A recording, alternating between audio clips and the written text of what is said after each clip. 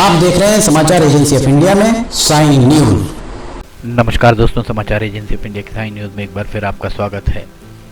बालाघाट के सांसद डॉक्टर ढाल सिंह बिसेन पर बालाघाट के ही विधायक, पूर्व मंत्री, पिछड़ा वर्ग आयोग के अध्यक्ष गौरी शंकर बिसेन के द्वारा बहुत गंभीर आरोप लगाए गए हैं। उन आरोपों के बाद बालाघाट के सांसद डॉक्टर ढाल सिंह बिसेन ने एडिटर्स काउंसिल ऑफ सिवनी की जो एडिटर्स काउंसिल है, जिसमें सिवनी से प्रकाशित होने वाले दैनिक समाचार पत्रों के संपादकों का समावेश है, उससे डॉक्टर ढाल सिंह बिसेन रूबरू हुए और अपनी बात कही। समाचार एजेंसी ऑफ इंडिया के सिवनी ब्यूरो से अखिलेश दुबे की रिपोर्ट। गौरी शंकर बिसेन का आरोप था, जो पिछड़ा वर्ग आयोग के अध्यक्ष हैं, उनका आरोप था कि सांसद डॉक्टर ढाल सिंह बिसेन के द्वारा सांसद निधि से दी जाने वाली जो सामग्रियां हैं वे बहुत घटिया गुणवत्ता की हैं।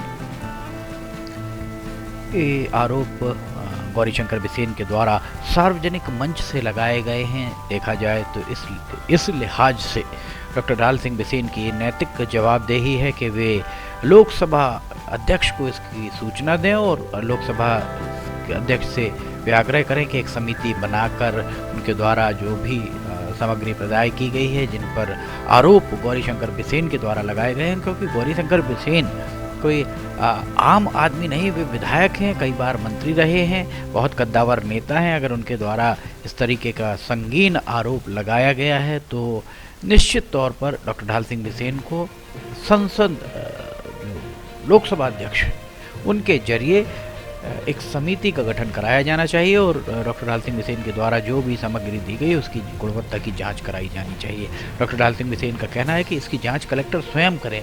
कलेक्टर के ऊपर आरोप होते तो कलेक्टर निश्चित तौर पर इसकी जांच करवाते, पर ये आरोप डॉक्टर ढाल सिंह बिसेन सांसद बालाघाट के ऊपर हैं। डॉक्टर ढाल सिंह बिसेन भी 4 बार के विधायक रहे हैं, वे मंत्री भी रहे हैं प्रदेश सरकार में, इसलिए उन्हें ये चाहिए कि वे लोकसभा से एक समिति का गठन कराएं और जो भी आरोप उनके ऊपर उन्हीं की पार्टी के, सवाल सबसे बड़ा यही खड़ा हुआ है कि दूसरी पार्टी के किसी विधायक या अन्य नेता के द्वारा आरोप लगाए जाते तो समझ में आती बात, पर चूँकि ये आरोप डॉक्टर ढाल सिंह बिसेन की भारतीय जनता पार्टी के वे सदस्य हैं और भाजपा के ही दूसरे सदस्य जो विधायक हैं उनके द्वारा आरोप लगाए गए हैं, इसलिए इस मामले में डॉक्टर ढाल सिंह बिसेन की नैतिक जवाबदेही है कि वे लोकसभा अध्यक्ष के जरिए यह प्रधानमंत्री कार्यालय को इसकी सूचना दें और प्रधानमंत्री कार्यालय के जरिए इसकी जाँच करवाएँ कि उनके ऊपर लगे आरोप सही है या गलत।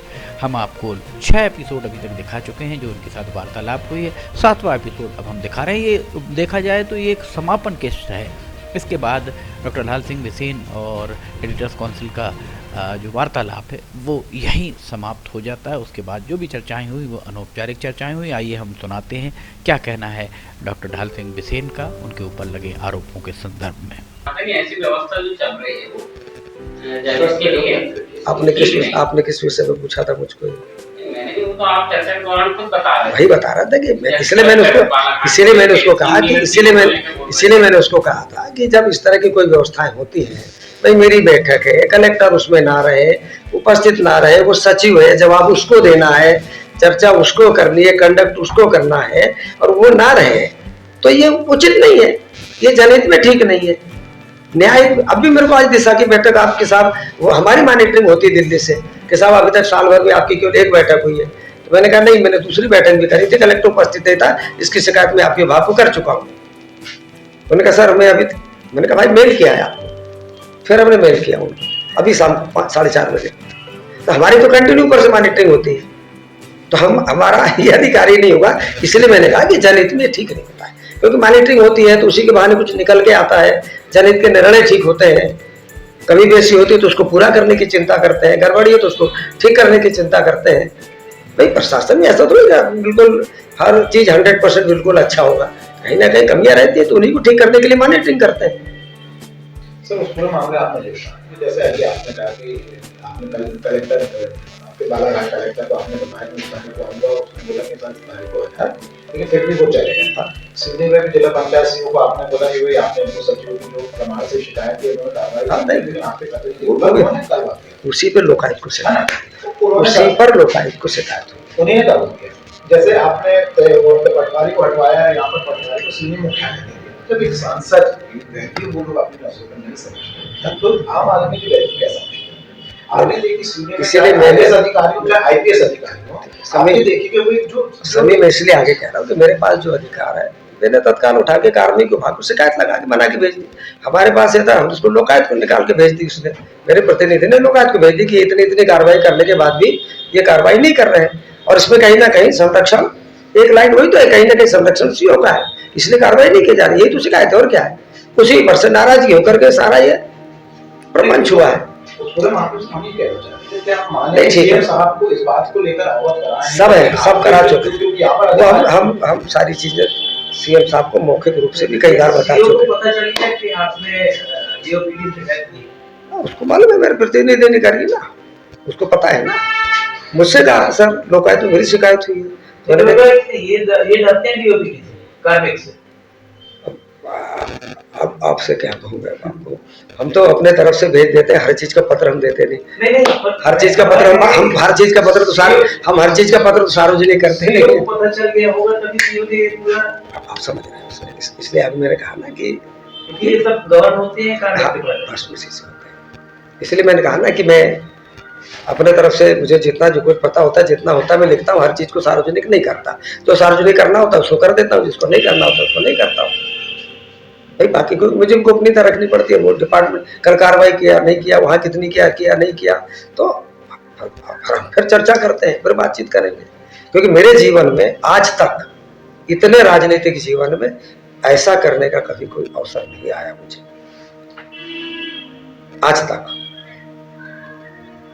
मुझे भी पीड़ा होती इसलिए कि मेरा कोई ईगो जागता हो, ऐसा नहीं है कि मैं इतने साल का प्रतिनिधि होने के बाद भी यदि इस तरह की ये व्यवहार करेंगे तो आखिर इसके पीछे आशय क्या है।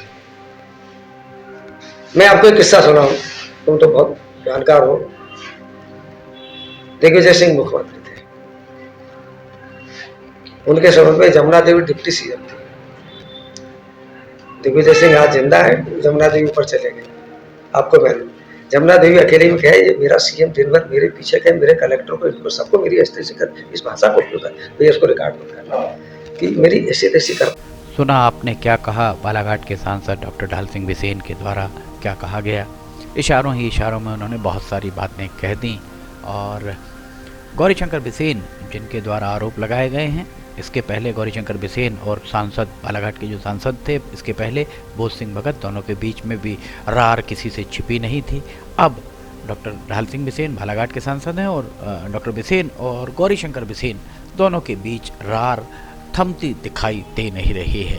भारतीय जनता पार्टी का इससे नुकसान हो रहा है। लोगों का कहना यह है कि हो सकता है कि गौरीशंकर बिसेन के द्वारा इस संबंध में पार्टी के आला नेताओं को अवगत कराया गया हो, पर आला नेताओं के द्वारा उसमें संज्ञान नहीं लिए जाने के बाद गौरीशंकर बिसेन को मजबूर होकर सार्वजनिक मंच से इस तरीके की बात कहने पर मजबूर होना पड़ा हो। समाचार एजेंसी ऑफ इंडिया के सिवनी ब्यूरो से अखिलेश दुबे की रिपोर्ट।